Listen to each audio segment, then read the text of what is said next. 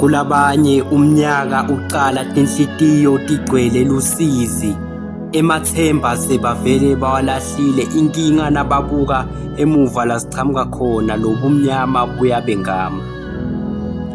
Nekukhanya emakhaya akuthembisi.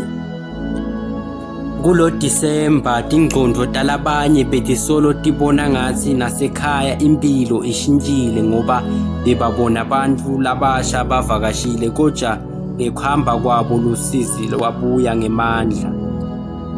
Labanye bajube umnyaka nebatali kepha nyalo abasekho. Injabulo iguquke yaba tinyembeti kubo lana kusemhlabeni. Nalo mhlaba sewahlaba ngisho nalokuncane. Ngemandla nangengani lami liphupho ngiyolifeza. Kulabanye umnyaka usaqala tinhlitiyo tigcwele lusizi, emathemba sebavele bawalahlile. Akusavumi ngithule, Siphamandla Bulunga the Poet.